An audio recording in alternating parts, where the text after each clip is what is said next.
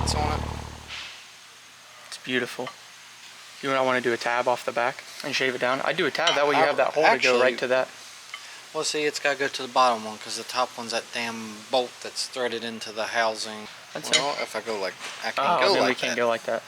Or you go like that and you shave it way down because it covers the hole up. Well, yeah, why don't we, let's do that. Channel that thing like that and trim it down on that edge, and then I can weld literally all the way around it. You know what I mean? I mean... Where are you mounting it? The brake booster. Hole of that breaker. Dude, Josh, that actually turned out pretty legit, my guy. Look at that. Make do with what you have. It's not too shabby. Anyways, we are getting the logger all set up for this, or well, Josh, I should say, is. So he is going to the King of the Streets with this. He had the truck together and made his turbo setup, but there was a good bit of things that we are going to end up changing. Pretty much we're redoing the whole kit just to save him some room. For like, just for instance, like his cover, we always come down. So this is the factory snout that's on it. So the flange just got welded to it. So we actually machine them down pretty much flush to where, you know, you save that much room being able to make your charge pipe or your in-between stage pipe.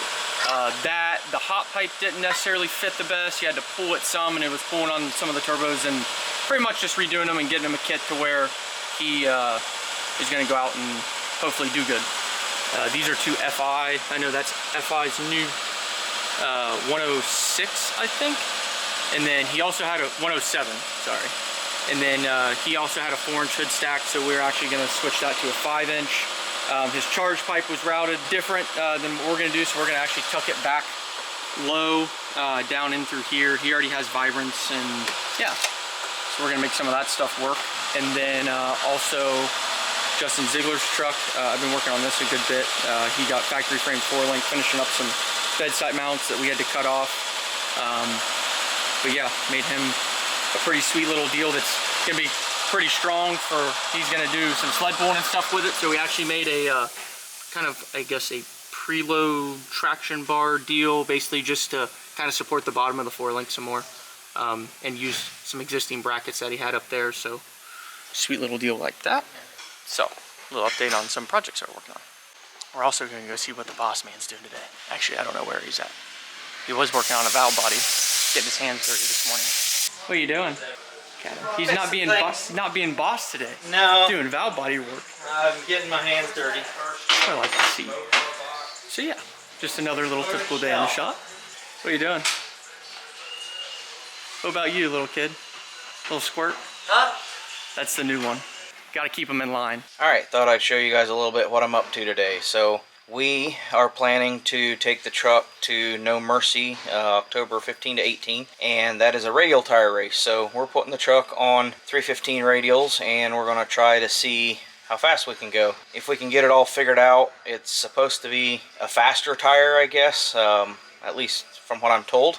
A radial tire just works completely different from a big slick tire. You have 0 wheel slip on a radial tire, whereas a big slick tire you always have, or most always have, some wheel slip. So you actually are kind of giving up a little bit of power. Takes quite a bit of power to actually you know, spin a big 36-inch tire, 17-inch wide. So gonna put it on radials. If you see here, quite a big difference in tire size. The one that we're running currently is a 36-inch tire. The 315 radial is a 30-inch tire, so quite a bit shorter and narrower as well. It has a 12-inch tread width instead of a 17-inch tread width, so seems like it's going really backwards. But we've got some guys with Mensker that really know what they're doing with the radial stuff, so they're going to walk us through this, and hopefully we can figure things out on our end fairly quickly. Thought I'd show you a little bit what we have to do here. So obviously with the tire being a lot shorter, the back end of the truck's going to sit down a good bit more, so we have to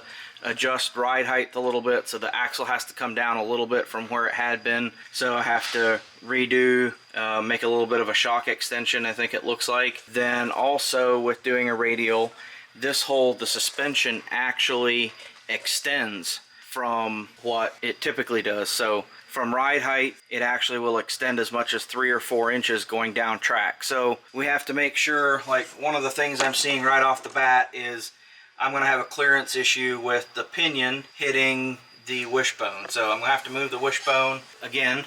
So we'll probably either move it to the top of the pinion, or I have an idea where I can move my front mounts down a little bit. So that's one thing I have to do. And then we just really our ultimate limiting factor is going to be the drive shaft on that cross member. So at whatever point that the drive shaft hits that cross member, that's the most that we're going to be able to extend the rear end. So then we're just going to have to work backwards from there. I'm guessing we can get at least 4 inches extension out of everything. Depends a little bit on ride height. Currently I'm doing everything with calculations because my new wheels are not here yet. We need to have a 15-inch wheel with 1 inch of back spacing to make these things fit on this narrow axle and everything. So still waiting for that. So doing everything off of measurements, and hopefully I'm doing that right, and wheels should be here next week. One other thing I thought I wanted to show you here a little bit that was pretty interesting. As far as preload, you keep hearing people talk about, 2 flats of preload or whatever, and that's something that you do if you're taking off and the truck's going crooked. You can adjust that with preload. So here I'll show you a little bit. And when you're talking a flat, you're just talking like a flat here on a nut. So that's, moving it 1 flat.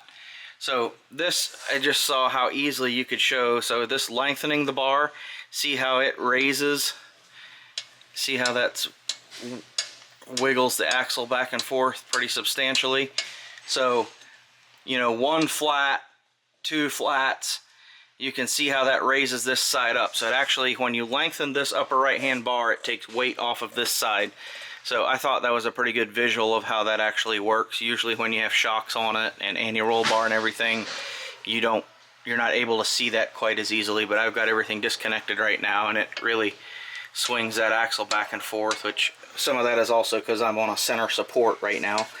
So it really moves it quite a bit. So that's what I'm up to right now, and we'll see if we can get this all figured out.